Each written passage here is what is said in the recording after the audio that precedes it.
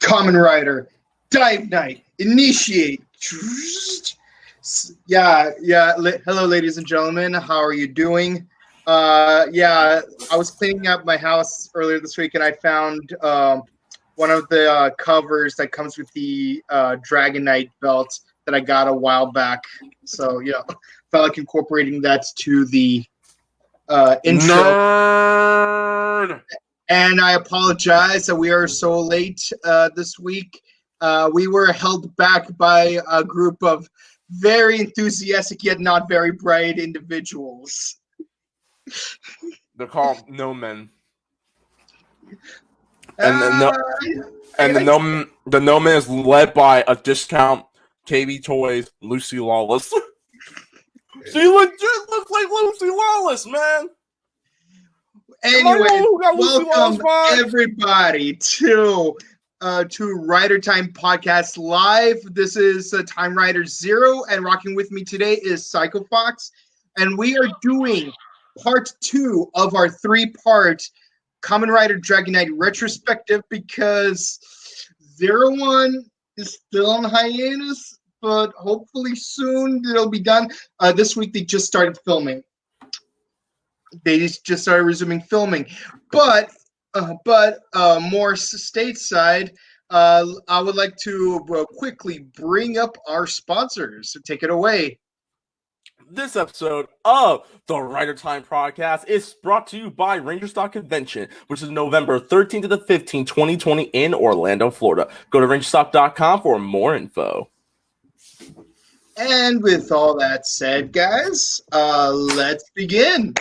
So, Kamen Rider Dragon Knight. For those who are new, the title right there says we are doing our retrospective review of the 2008 CW 2008 to 2009 because it stopped in 2009. CW 4Kids show Kamen Rider Dragon Knight, which is an American adaptation of Kamen Rider Ryuki, starring Stephen Lunsford and Matt Mullen, one of my favorite martial arts actors of all time. And previously last week, we discussed the first 15 episodes of Kamen Rider Dragon Knight. To give you a recap, there's a kid named Kid Taylor whose daddy is comatose.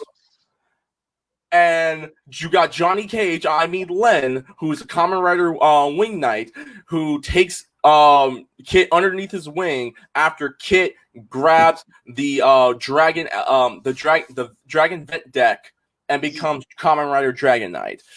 They meet up with this new dude, Kamen Rider Sting, who's a dude named Chris Ramirez. Former military, but he had to be honorably discharged because he is his asthma actually does hurt him. He's highly asthmatic, and they fight a bunch of other Kamen Riders. There's Kamen Rider Torque, Kamen Rider Crab Legs, Thrust, the Rhino guy, Kamen Rider Incisor, and Camo, who all got vented throughout the first 15 episodes.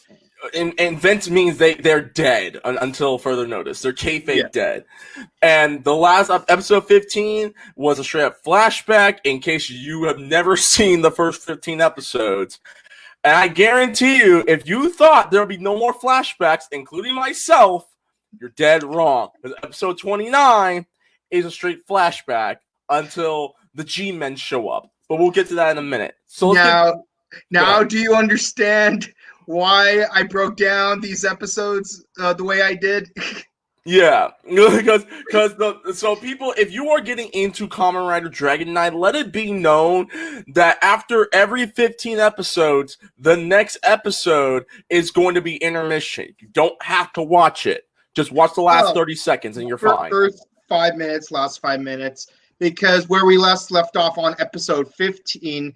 The reason they had that flashback was because they wanted to fill in Chris on everything that's happened so far, and at first he's enthusiastic to join the team, but then his asthma, he has an asthma episode, so he walks off on the team because he feels like he's unworthy. Which brings us to the first episode of this part of the retrospective, Hero of Gramercy Heights, where Maya tries to convince Chris that he is much of a hero as he was believed to be, and not just some trick made by Xaviax, because due to his asthma, he's worried that, like, yeah, maybe every time I won, Xaviax was just throwing me easy wins and stuff. Meanwhile, Kid and Len want to get in touch with JTC because they've become because while Len does know what the Earth Riders look like, he doesn't know what their names are, what their occupations are, or whether or not Xaviax already got to them.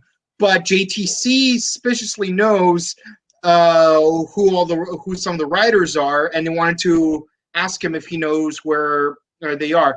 They managed to track his license plate thanks to the help of Trent to see if they could find his address. But of course, that leads to an abandoned factory where a robotic grasshopper monster is waiting for them. Yeah, and of course, while Maya and Chris are having a heart-to-heart, a Kamen Rider Strike ambushes them, and Strike narrowly almost defeats him, but the others manage to get to him on time. Get used to this theme because Chris has almost died numerous times fighting Kamen Rider Strike. Also, in case we didn't tell y'all, because it's been a week and we had to run through another 15 episodes, JTC is a bad guy. He works for Xaviax. He's going to heel turn. Well, actually, no, he's been heel turn, but he's going to heel turn on the crew soon. Just letting y'all know right now. Right. And one thing I forgot to mention in part 1 is, like around the time when Torque was around, Len actually tells Kit that the team, the original Ventara Knights, were betrayed by one of their own, and that one person was the original Dragon Knight Adam, which of course added to the reveal in a later episode that he had a photo of him with what he thought was Kit, but is actually Adam. They are lookalikes, and that was actually part of the reason why Len at first was hesitant about Kit joining him, and why it might become an issue down the road. Which it kind of has. Yeah. And anyways, so Chris is still doubtful about his ability to contribute to the team, despite wanting to help out. But of course, Len tells him, "Look, break the stick.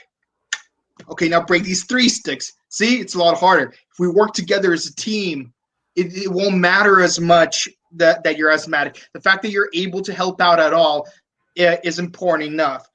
And of course, they end they get a contact from JTC saying he's down to meet up, but it has to be on his terms. But when they show up, he suddenly gets kidnapped by a bunch of monsters, and then somehow off screen they end up rescuing him.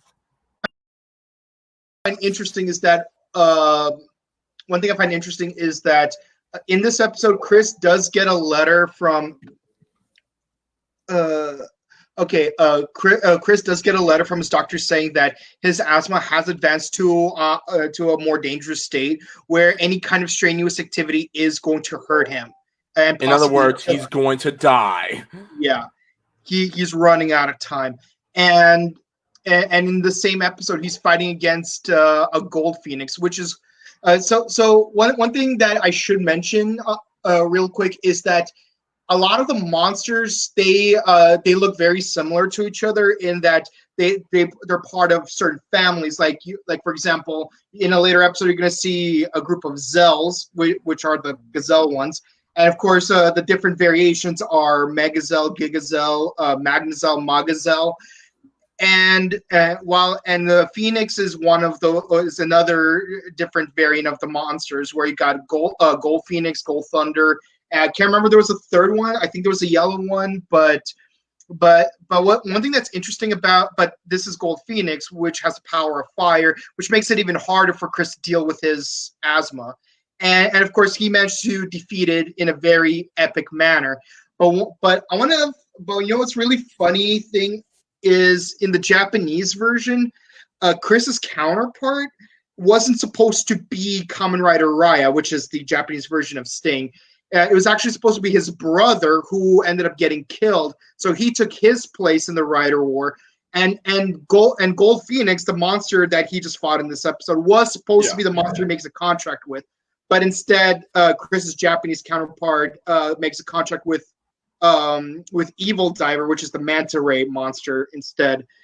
Real quick, I have a few questions. After we're done recapping all the episodes, I actually have a question about the adaptation of Kamen Rider Ryuki, because this honestly has been making me wonder how much did they adapt from the Japanese version into Dragon Knight. But I'll leave that for when we're done. Continue though. Right.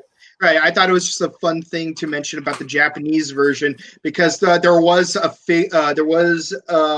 special figure made of a version of that rider if he made a contract with Gold Phoenix instead of Evil Diver.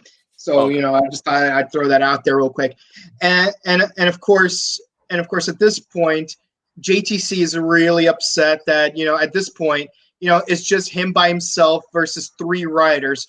So Xaviax shows him his next 2 recruits, a group of not so bright yet very enthusiastic brothers named the Chose.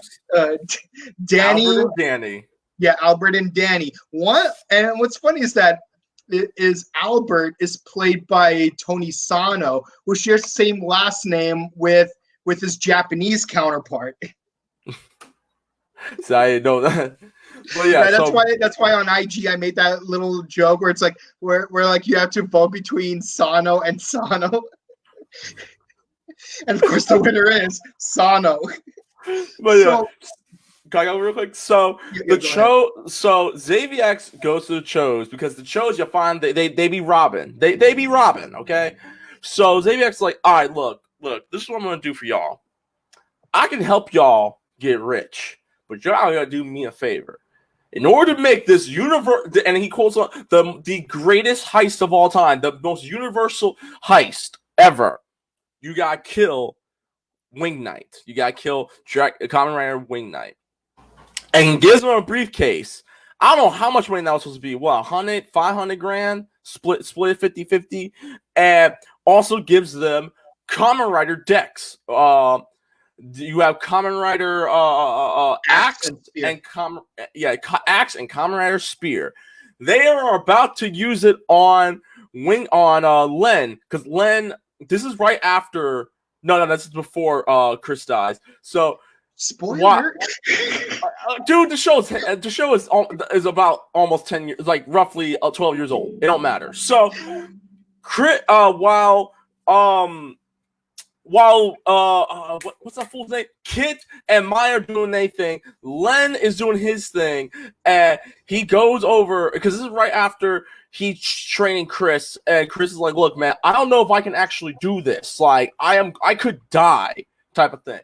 So now now Len fights the Chose in a really cool fight, I must say. And one thing I love about the start of the fight is like they're showing off how big they are. It's like GTC can handle this guy. He's a punk. Watch what the extras had to do. And then when Len shows when they show up to Len, it's like you don't know who we are. And he's like, I know who you are. You guys are a bunch of amateurs. And then they pursues to one of the coolest choreographed fight scenes in the show thus far. I thought the fight scene where it looked like they were at the Great Korean Bell.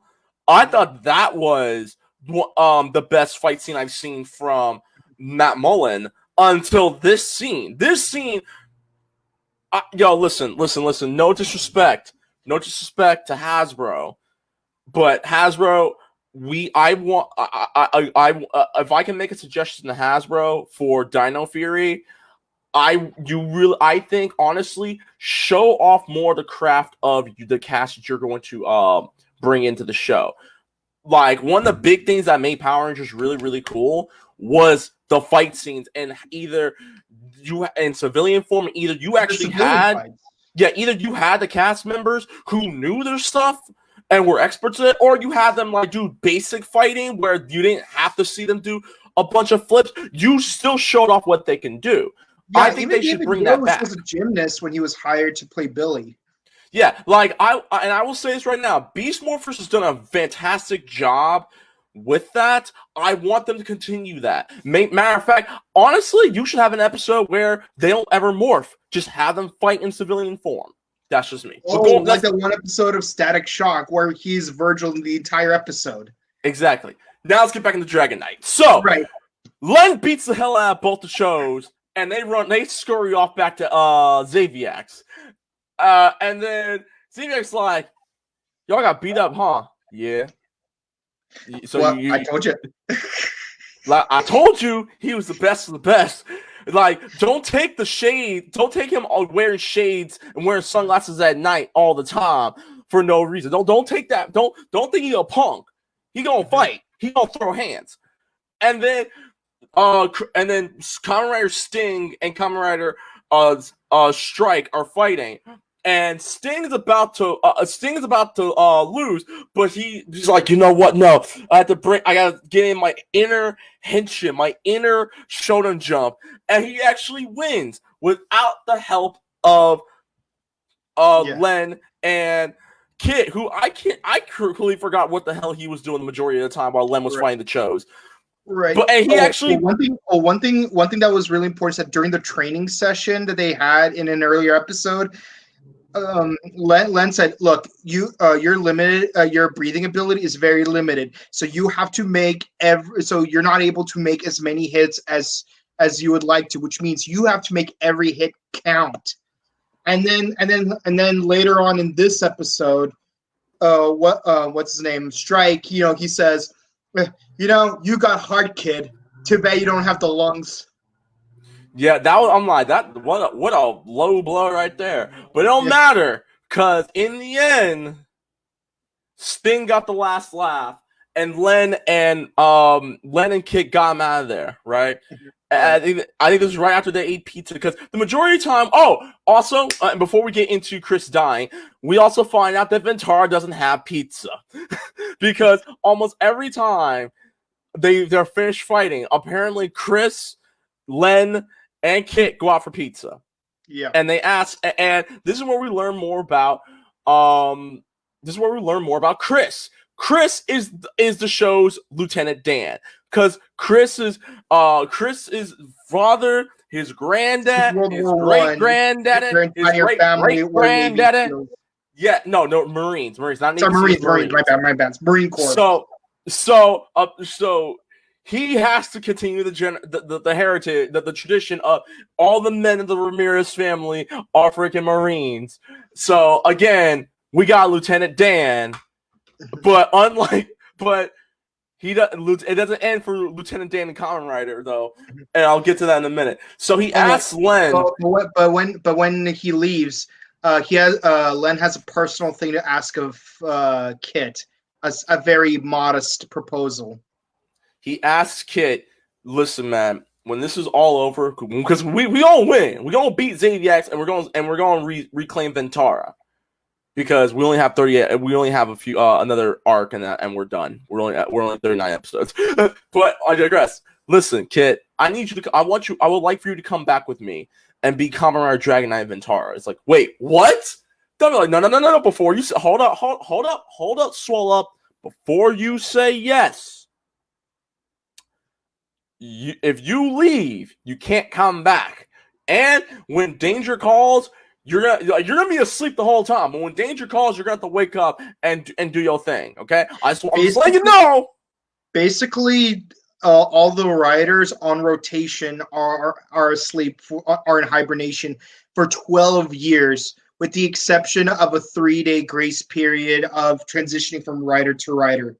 Meaning, it's basically Pirates of the Caribbean, where you can only stand on land only once every 10 years. Exactly. So if Kit does accept, he will have to say goodbye to his family and friends, because he'll only be able to see them only once every 12 years. And they may all be dead by then. And he's like, all right, I'll think about it. It's like, and Kit's like, no. Len's like, yeah, take your time.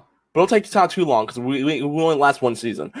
So now we get to the other part. So this is where we find this. We get to the next episode, which is when we lose Chris. So Chris is finna die. JTC makes an indecent proposal. Yes. No. Wait.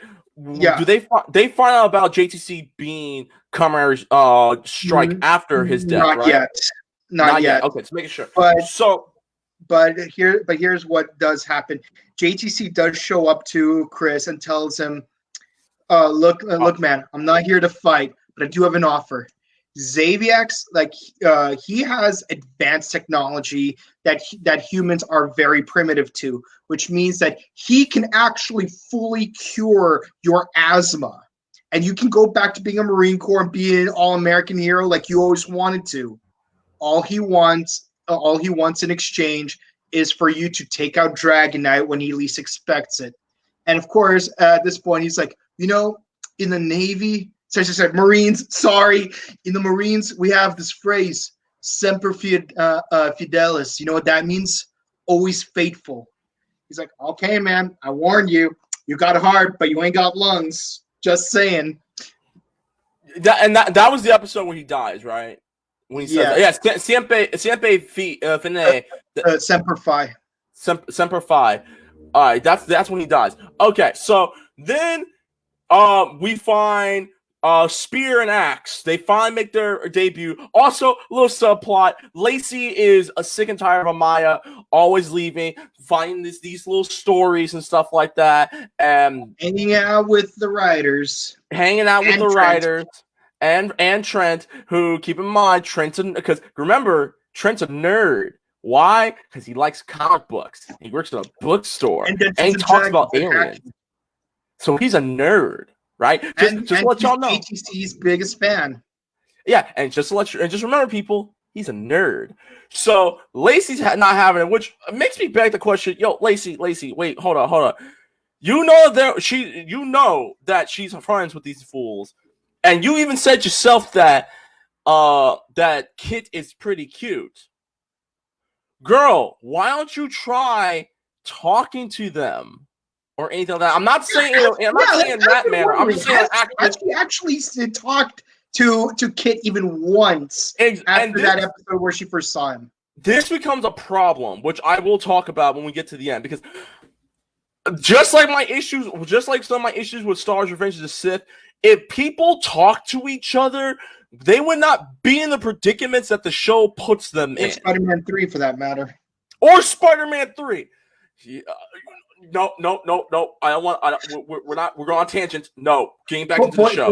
Point is, she's losing faith, and she thinks that so Michelle Walsh tries to take advantage of the opportunity to use Lacey to find out everything that Maya knows. At first, Lacey's like, "Get off, creep!" Maya's my best friend. I'm not going to betray her.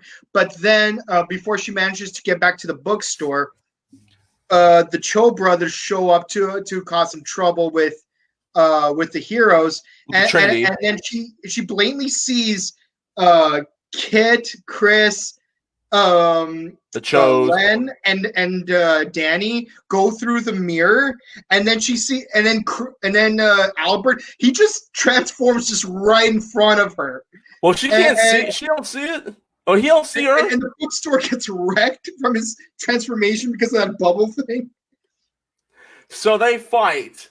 Everyone gets stomped to the ground, and because the whole thing, and it wasn't Strike did not ask Sting to kill Dragon Knight. He asked to kill a Wing Knight. And the Chos and Strike, they're about to kill Wing Knight. Like, they've cornered him and everything. Wait, there's one more thing in that fight scene that also happens that you got to bring up. What? Kit does almost defeat Danny. Yes. And all he had to do was vent him, but he hesitated. He was like, "No, Danny still has human." Him pinned down, and Chris is stunned by Strike, and Strike is about to use his final event against Wing Knight, and Chris is like, "Gotta make every move count." Yeah, he pulled a Piccolo. He pulled a Piccolo to save Lynn. Did you dodge?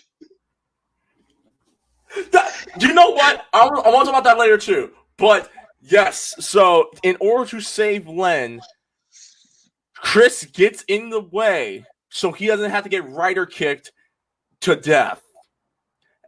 And we see Chris die and say, Senpai Fee. Uh-oh. Okay, never mind. So, Senpai Fee, and he disappears. And Kit and Len are sad.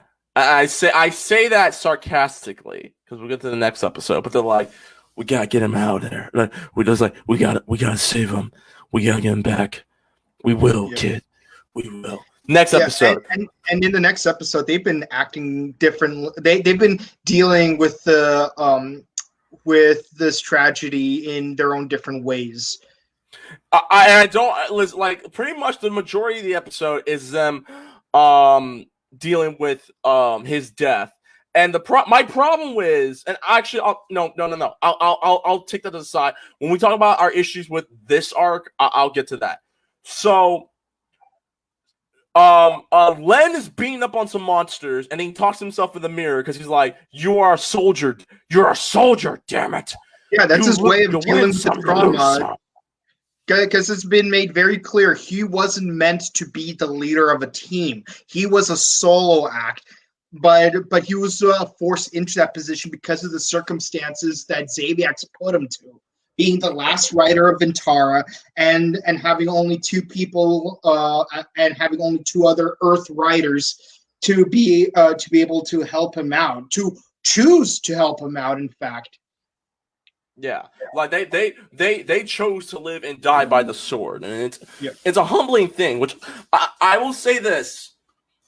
This show does such, and I'll get back into it. This show does such a good job when it comes to morality, where I ain't gonna lie, Chris dying got to me, especially towards the end of the episode where Kit finds a letter he was going to give to his father saying, "Listen, Dad, I know I'm a disappointment to you because of my asthma.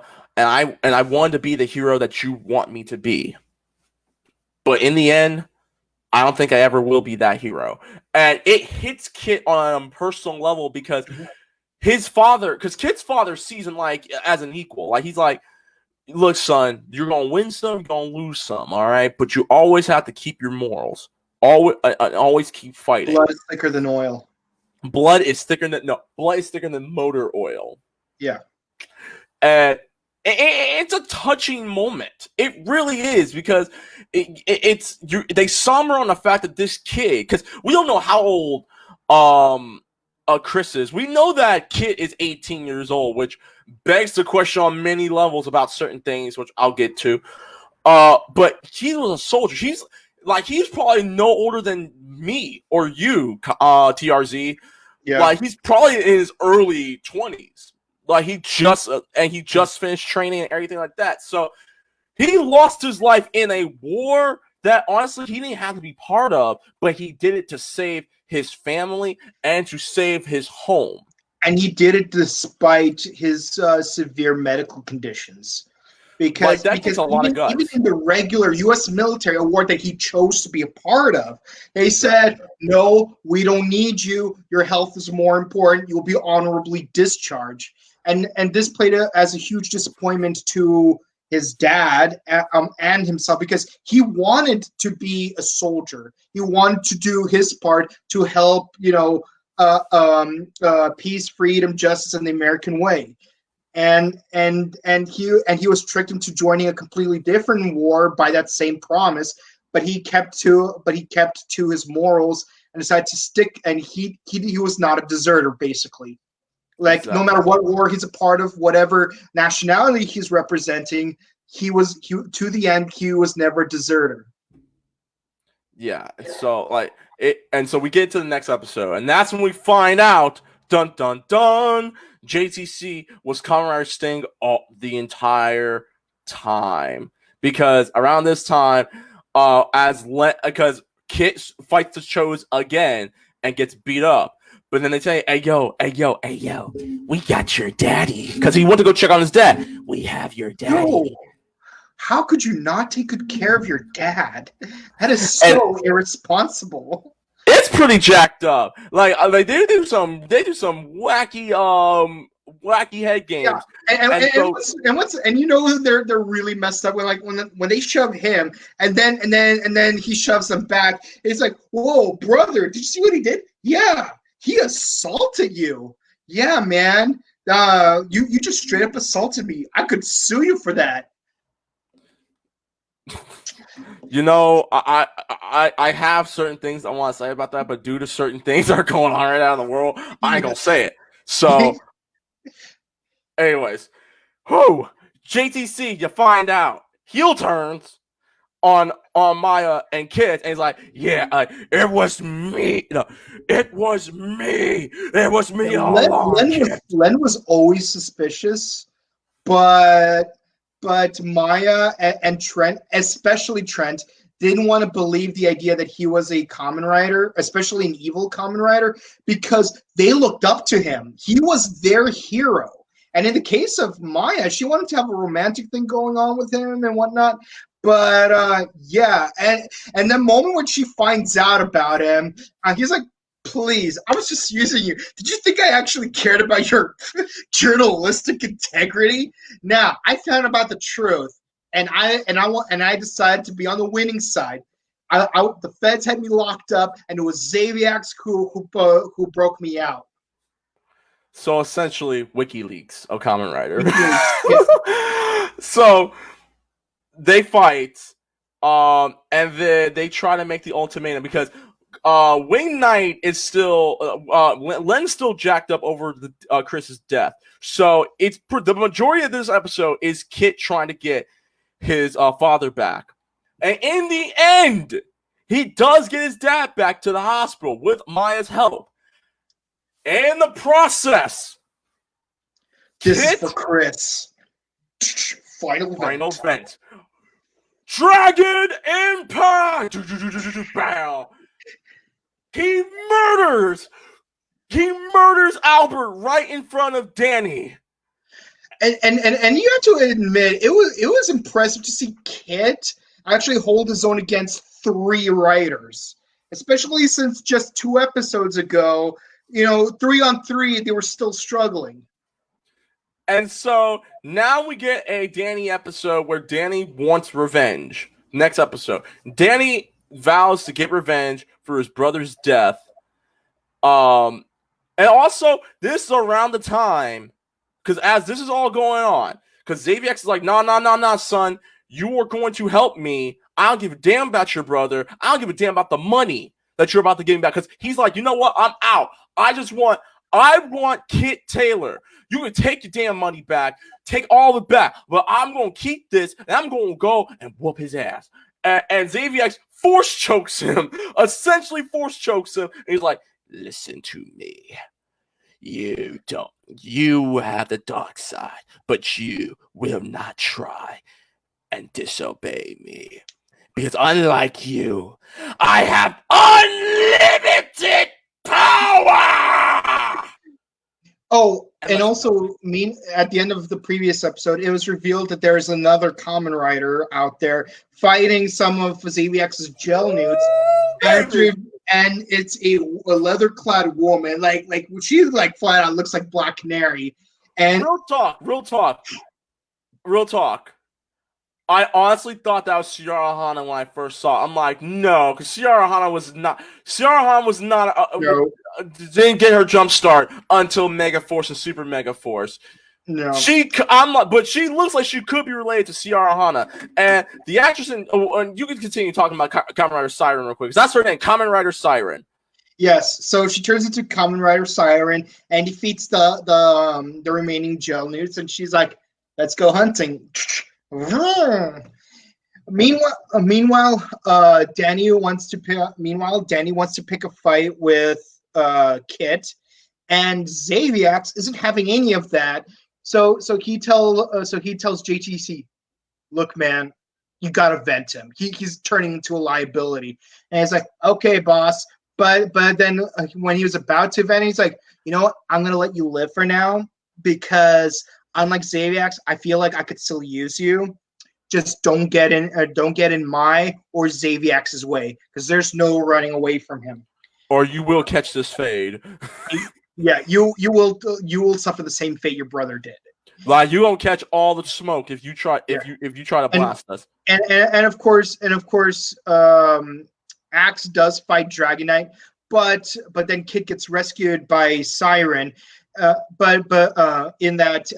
She does make Axe run away, but then she turns on Kit thinking that he is another one of Xaviax's riders, and he fights her thinking she's one of Xaviax's riders. Because let's be honest, at this point, you got Len and Kit, and anyone else is fair game. Everyone else has to be working for Xaviax. Exactly. And as far as Case is concerned, by the way, that's her name, Case.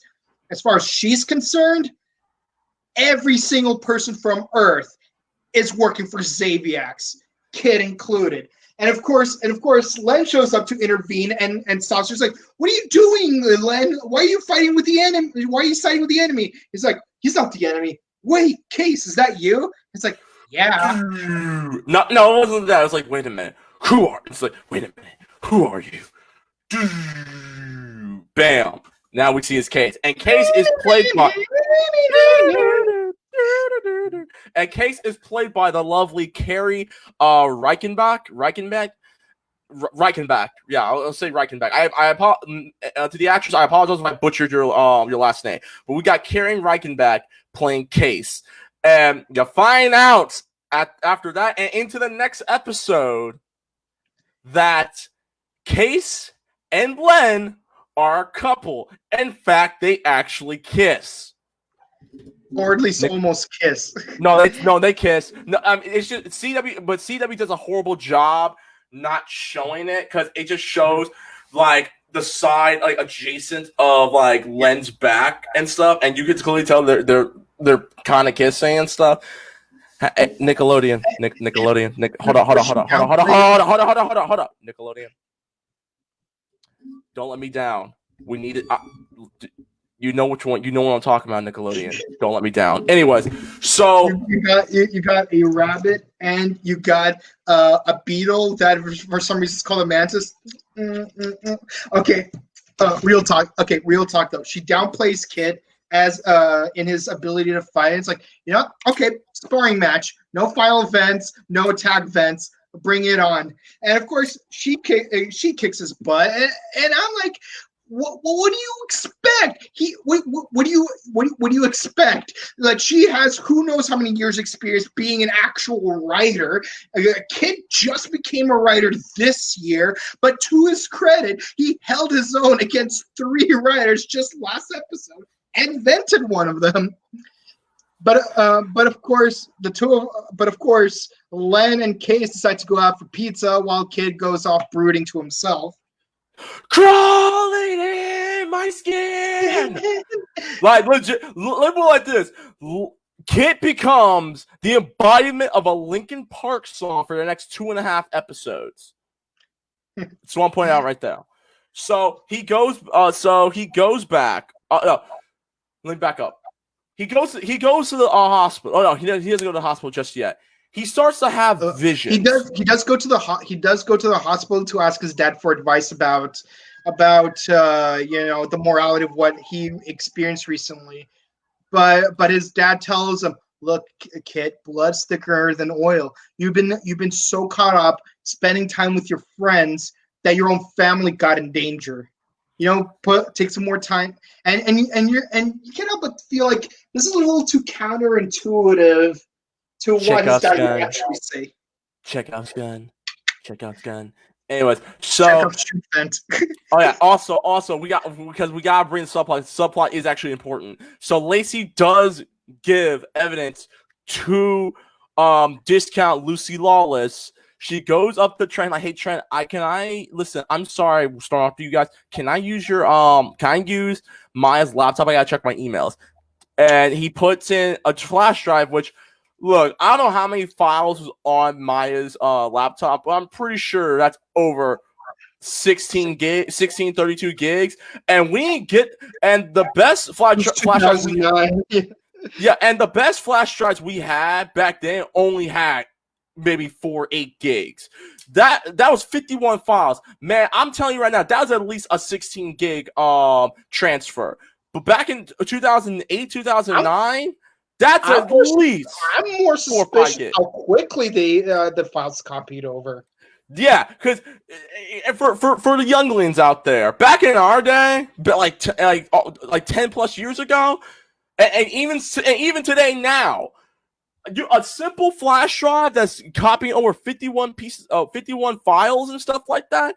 That's going to be at least maybe 15 minutes at best. She was done in less than 30. This is a 5 terabyte hard drive. It was first released in 2016. Back in 2013, to get 4 terabytes, you actually have to get this giant box for like $400. Man, we're really aging ourselves, even though we're still in our 20s. I mean, you're older than me, so you won't be in your 20s for long. So, next thing you know,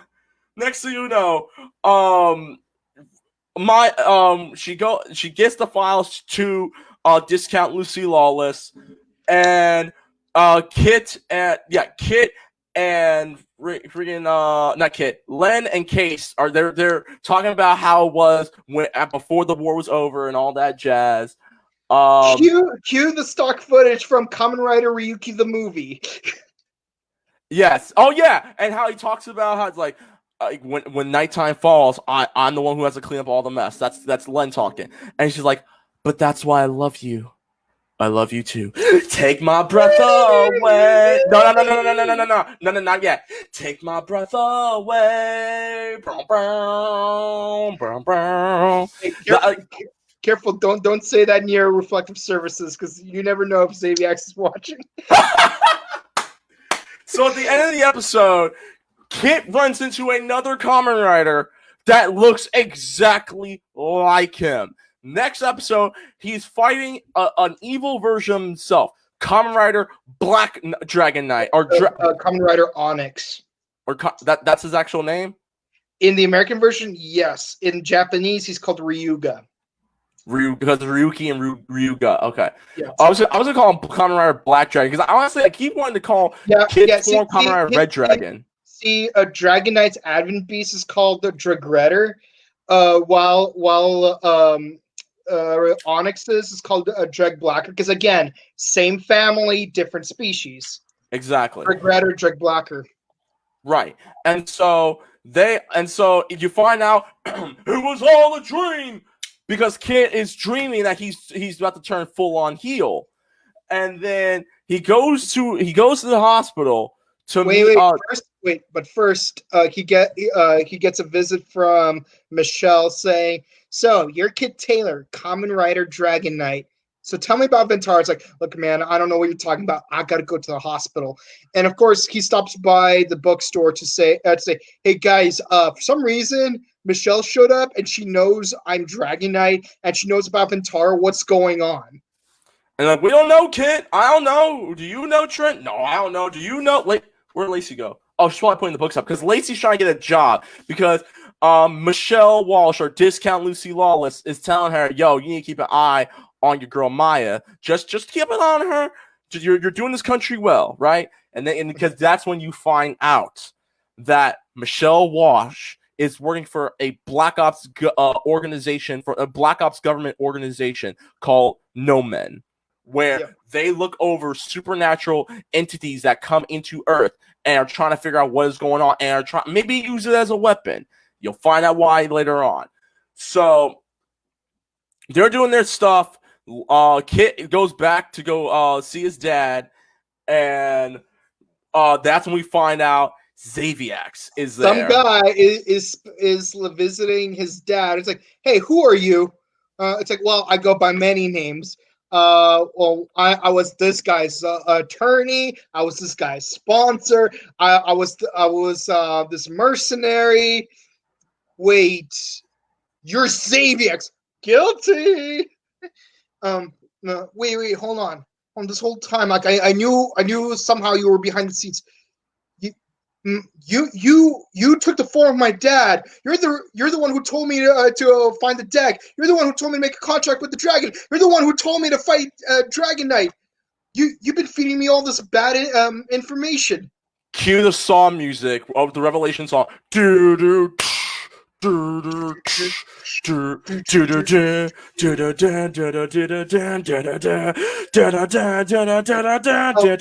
I'm gonna tell you what. I can bring your father back to normal, and just to prove it to you, I'll let you talk to him for a couple of minutes. And of course, they have a heart-to-heart conversation, and Kid and what's interesting is that he tells them about the last thing he remembers doing. They went out to that cabin that was really cold, and Frank remembers he was shaving. It wasn't sick, but he was shaving, and he noticed something strange in the mirror, and that's the last thing he remembers. And then he's like, "Last thing, Dad, blood is thicker than oil. You said that. What if I have to choose between the one I love and the rest of the world?" It's like, well, blood is thicker than oil, yes, but what? What do the numbers mean, Mason? I could bring him back permanently, but you have to destroy Wing Knight and Siren for me. Yep. And that's where the episode ends. Yeah. Also, we forgot that he tried to go fight some monsters, but Len and Case got to first. Him and Case start going at it again because, that's my bro. And to be fair, I understand why. You see the last retrospect, we talked about how Kid was an idiot. Honestly, I don't think Kid was not in the wrong on this one because it's like, right. Len is taking his girl over his homie. And they're like brothers now. And we all know the saying. I ain't gonna say it because it's not kid appropriate. Bros before does. No, bros before sirens. No, knights. Actually, no. Right. Hey, no. Knights before sirens. There you go. Keeping it PG, guys. Keeping it PG since 2000 and 2018. Black Wings versus Black Wings before Blank Wings. Once again, keeping it real since 2018, dog. Anyways, so what's funny is that what Kit wasn't aware of was that Len did talk good game of Kit to Case earlier, but because he wasn't aware of that, Kit is being an angsty brat, aka Peter Parker from Spider-Man 3, and then he's like, "Look, Kit, I talked good game about you to Case, but now you're acting like a total punk. Take a day off. Figure yourself out, then come back when you cool off." And which takes us to the next episode where you see Wing Knight fighting a bunch of monsters while Kid is like watching from the background, and of course he rider kicks him from behind, and it's like, "Kid, what are you doing?"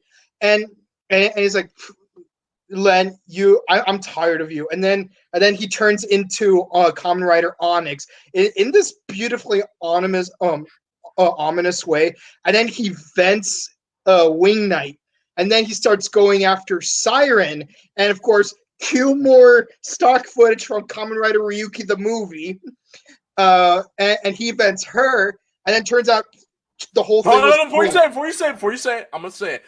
He as Kamen Rider Black Dragon kills Case. Kit Taylor wakes up. Why? Because it was all a dream. I used to read a Word Up magazine, Salt and Pepper and Heavy D up in the limousine. Okay, I'm done. So we find, and then also this is we forgot the last episode. We also find out that Lacey tells Maya and Trent that she was the one who gave the information to Walsh. Right. And instead of doing and Lacey's like, "Guys, forgive me. I was just so worried about you." And then they're like, "I didn't believe you." And Maya's like, "Okay, I believe you that you were trying to protect us, Lacey. I forgive you." Which I'm over here being like, okay, hold up. This is supposed to be in Los Angeles, right? Mm-hmm. I'm sorry. There's a thing we do there's a certain code we live up to for the most part, unless it is an actual emergency. Snitches get stitches. Okay. Maya, instead of saying, be like, nah, girl, girl, what you doing? We're like, really? You gonna sell us out like that? You gonna sell us out to the man? You gonna sell us out to the G-men? Are you for real right now, Lacey? What's wrong with you? You don't even say we're from the same place. Nah, girl, you was born in Beverly Hills. Don't you even start? Don't you even dare get the hell about my face, Lacey, before I stop a mud hole in you. But once again, keeping it PG since 2018, people. Yeah. Anyways. Yeah, some of us are Gramercy Heights, others are Beverly Hills. You don't know the struggle. You don't know, Lacey. Marsha be like, do you know how hard I worked? Do you know where I've been and how hard I worked? Years. 5 bleeping years. And I had to get rid of it because your dumb self decided to snitch us out to the G-men. Homegirl, no, you ain't. We ain't cutting like that. Get yourself out of here. Get yourself. Get your hairspray. Get your damn Starbucks and your soy latte out of here, Karen Ivy Lacey. Hold on. Let's. I'm sorry. Let's try to wrap. Okay. We're already 50 minutes in. I'm gonna lightning around this. Okay. Yeah, in another battle, what's his name? God damn it! Danny/Axe try to fight Kit. Strike shows up, and then he ends up venting Axe instead of Dragon Knight. He's like, "I hope you had a great talk with your dad," which leads us to the episode we just talked about. But then, but of course, Kit is like, "It's like, guys, I had moments of doubt, but I want to be perfectly clear with you. I know what Xaviax did, and I'm going to fight with you guys all the way through for Ventara and Earth, and of course they're being videotaped by Walsh and the Nomen. So, and of course now that it's just Strike by himself, Xaviax reveals that he had another rider on reserve, Vic, aka Kamen Rider Wrath, aka Kamen Rider Odin from the Japanese version. Let me tell you, the name Odin is very suitable. And of course, Vic is a construction worker who suffered from a coma. So because he's unconscious, Xaviax can enter his body. So now he can become a writer himself. Tag me in real quick. I'm gonna finish it up. Tag in. Okay, so you find out that, and then what happens is Kit actually gets taken away from by the No-Men. The No-Men have now kidnapped him, and they're going to interrogate him on everything he knows about the Kamen Riders and Ventara. Meanwhile, Trent, because remember, it's 2008, people. He's a nerd, and nerds know how to hack things because they're nerds. And because he's a nerd and he knows how to hack things, that means he has hacker friends. So in order to find out where Kit Taylor is at while Len and Casey are fighting Kamen Rider of Wrath and Kamen Rider Strike, because they're nerds. And of course, the two riders barely survived their respective battles. And it's also revealed that that Vic's Ventaran counterpart was not only the original Kamen Rider Wrath, but also he was Len's mentor. He was the guy who taught Len how to fight. Right. And once again, because they're nerds, they hack into the No-Men files and find Kit Taylor and where he's at and where their headquarters is at as well. Mm-hmm. Because remember, they're nerds. My kiss is Trent, because like Randy from Scream 2 once said, I have the geek get the girl. She goes to No-Men. She tries to get him out. But Kit has already found a way out because he tried escaping originally in the previous episode, but he gets captured again. He asks Discount Lucy Laws, "Can I get a glass of water?" Like, no, why? Because you're holding me captive. I am still technically a minor. This is against any type of constitutional laws in the U.S. You're gonna and this is kind of like brutality right now. Mm-hmm. Can I get a glass of water? Give him a glass of water. He drinks it in a paper cup. In a paper cup. He lets it slip. and then proceeds to go through the puddle because it's a reflection. Oh, and the way he throws the table over to get his deck back. Bro, like, do you know what that reminds me of? It reminds me of that scene from Now You See Me. That's all. Or that scene from Under the Red Hood where he's like, "Could I get a glass of water? I'm gonna need some guys, not these guys, because they're dead." So, Dragon Knight fights some of the monsters and wins, but he gets hurt in the process.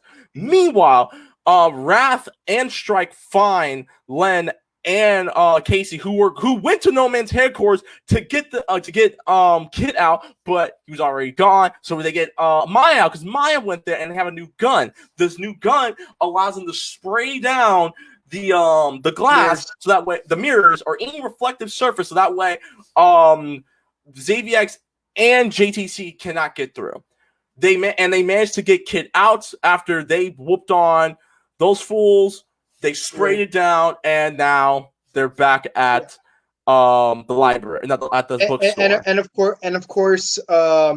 of course, Len, Kit, Case, Maya, Trent, and Lacey regroup back, and then spend the last episode 29, recounting the events of the previous 14 episodes.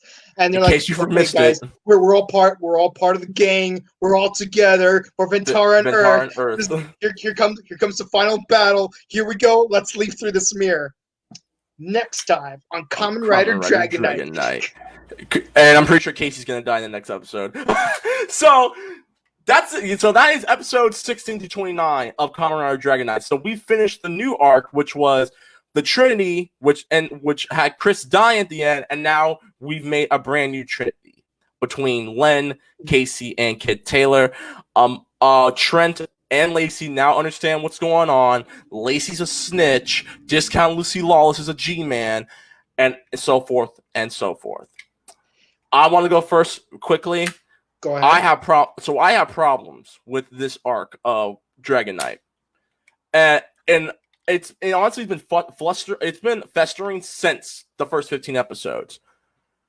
Up until a certain point, none of the characters actually express emotion. Like, Chris is dead. Kayfabe, dead.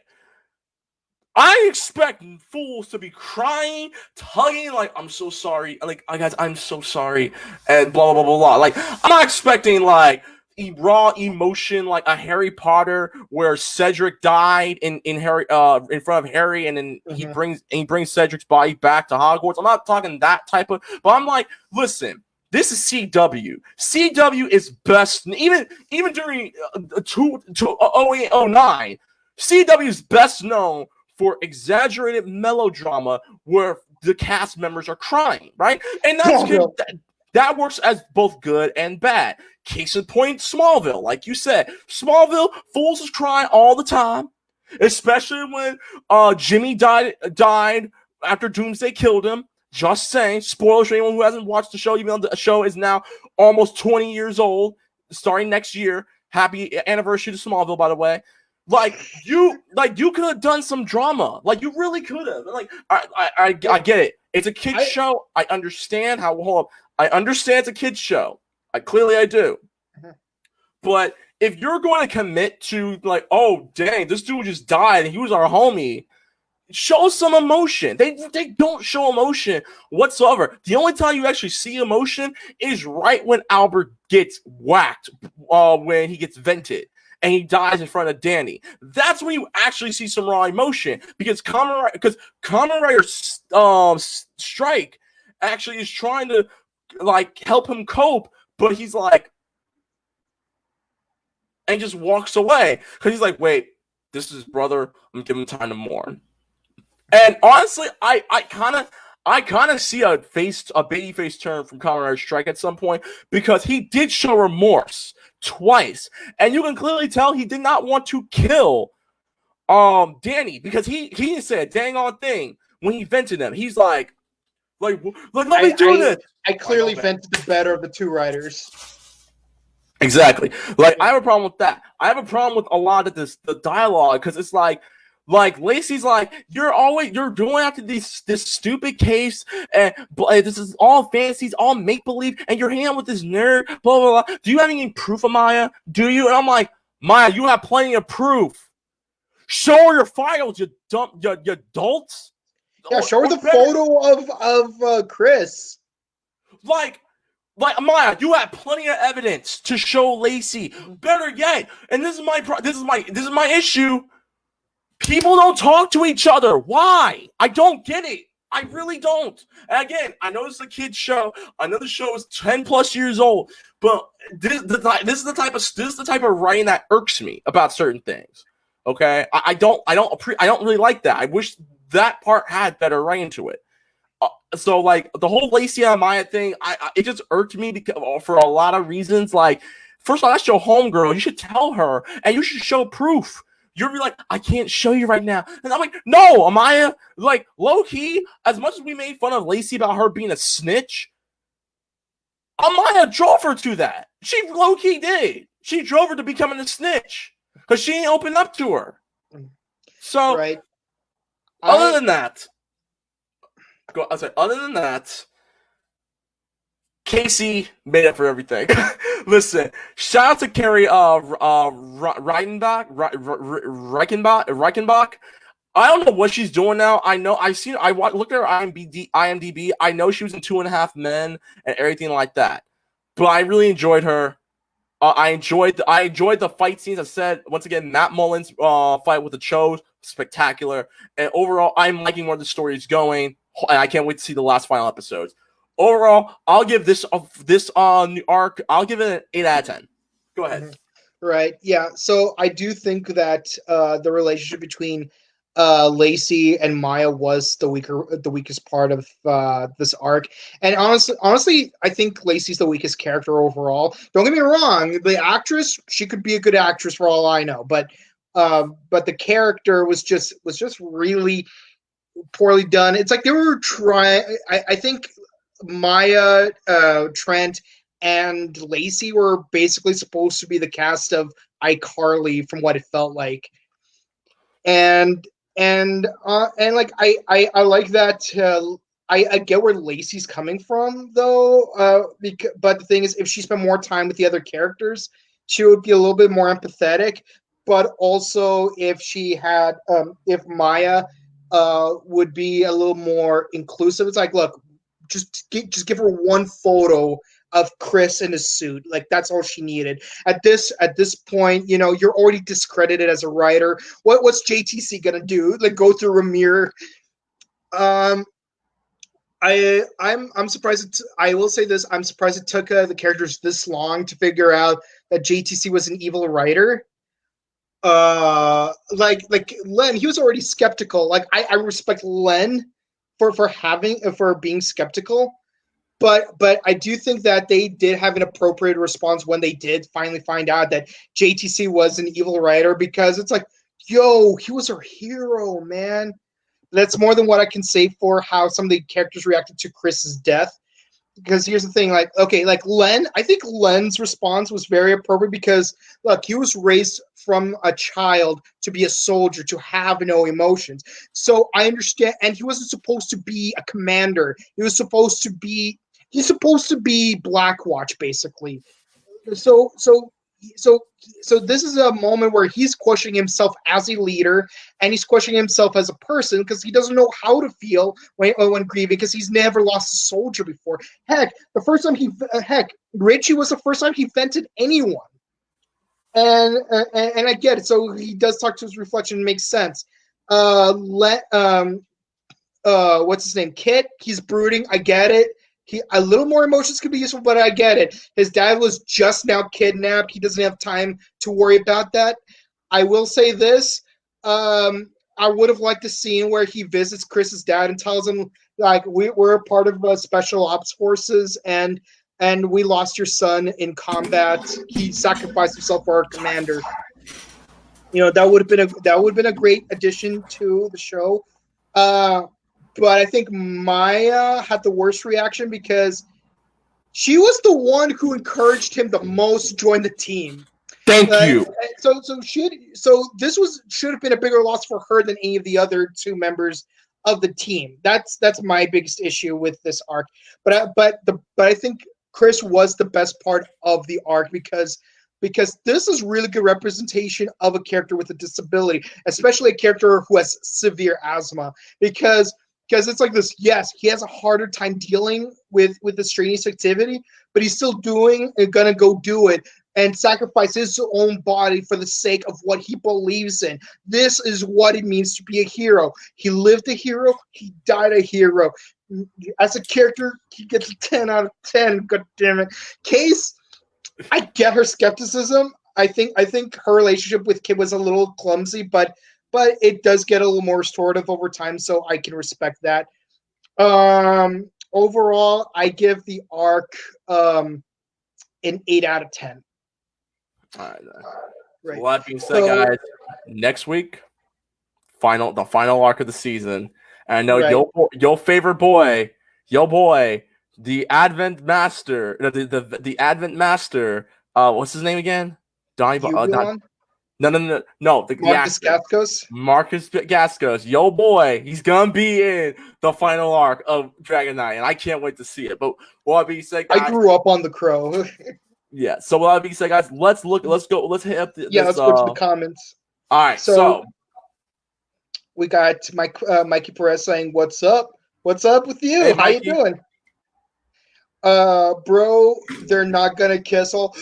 I don't know. I hope Nate and Zoe do kiss. Mike, I'm gonna bet. Listen, I'm gonna bet you right now. I bet you lunch on me that they're going to kiss. If they don't kiss, Mikey, at Power Movicon next year, I will buy you lunch. Lunch will be on me, okay? Just letting you know right now, lunch is on me. Because you and I have been talking about this on IG for far too long. Mm-hmm. I bet money that they're going to kiss. Okay. Let's go. Jen says hi. Hi, Jen. Hi, Jen. She also says, I'm sad the show only lasted one season. Yeah, I'm sad too, but I blame this on marketing more than anything else. Yeah, like if it was marketed well, and honestly, if it came out now, the show could have lasted longer, and we may have gotten a Dragon Knight movie. That wasn't. There was no. They wanted to do a Dragon Knight movie. I mean, it's not too late. They got the budget.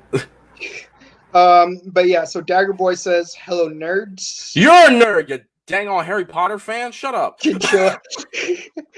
And Jen includes. By the way, Kid got that nice light Yagami hair.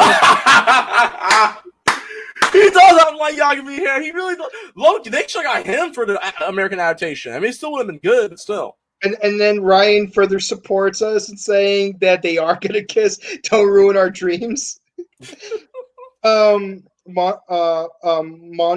Williams says hello. Hello. Hey, love Scream Queen. I know you don't like it though, TRZ. I'm not a fan. No, I prefer American Horror Story. Okay, so Mike Quish says, hey, Dragon Knight is my favorite writer show. The actor that played Kit, Steve, is trying to find a streaming service to put on the show. For some reason, we won't get it on DVD. I don't know. I mean, they have the Japanese DVDs, but the thing is, it's Japanese dubbed. And the only actor who came back from Ryuki is Ren to play Len. So so if anyone can get a hold of Steve Lunsford, I think if he can get a hold of Shout Factory or Tubi TV or Pluto TV, I think Tubi would be the best platform to do a Dragon Knight. Yeah. Let's see. Mikey says bed. I think it's because of what. Let's do it. And then he says Harry Potter on HBO Max. Well, like honestly, like I looked at HBO Max and I feel like some of their selections are a little underwhelming. Like there's not enough like anime and Crunchyroll. There's not enough. There's not enough Cartoon Network stuff on Cartoon Network or Adult Swim stuff on Adult Swim. I think TLC is probably the best part they added to HBO Max because they got all those Kurosawa movies. They got Lone Wolf and Cub. They got all three. James Dean movies. I can't wait to watch those. So that's it for the comments, though. And keep it. And don't forget, we are having a campaign where if we get 200 retweets on No, I changed Twitter, it. No. I changed it. or 1,000 YouTube subscribes, he's gonna have to do the dance.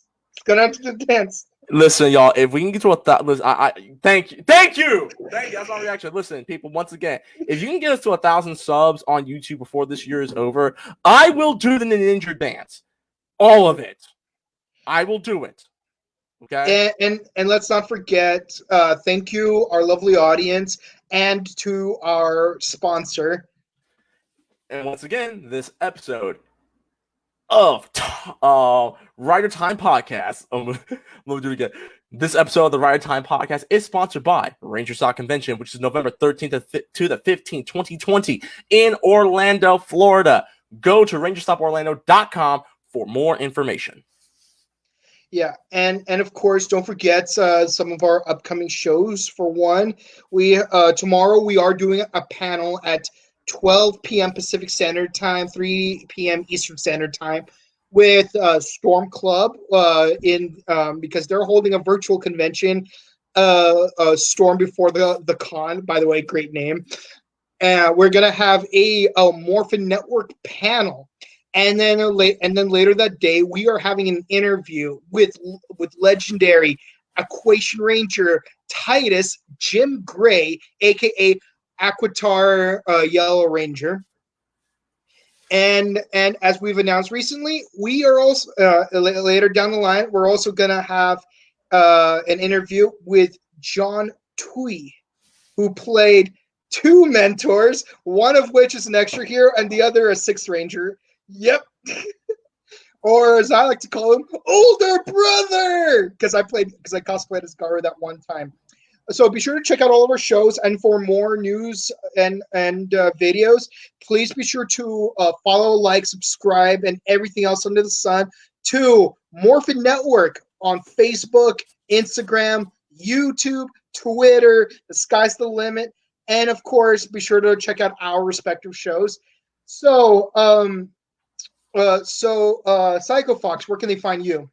You can find me, and I just realized my government name's still on here, so don't worry about that. You can find me on Twitter and Instagram at @TheReckless_. Thank you. You can find me on Twitter and Instagram at @TheReckless_Fox.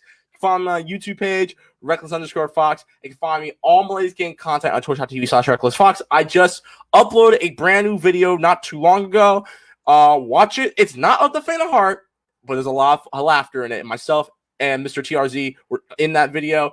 Do check it out. And if you want more content, follow me and TRZ and our girl Jen on the Struggle Gaming podcast. That's SoundCloud.com/Struggle Gaming. That's SoundCloud.com/Struggle Gaming for news on everything going on in the gaming industry and plenty other pieces of pop culture. And TRZ, where can they find you? And you can find me on Twitch at twitch.tv/Boken Kabuto. That's Boken as in Boken Red, and Kabuto as in Kamen Rider Kabuto. And you can find me on Instagram at Chrono_Justice_cosplay. With all that said, guys, hope you have a great weekend. I hope you're done with your finals despite having to stay indoors. Please be sure to check us out tomorrow in our panel. And we bid you all adieu. Good night. Thank you.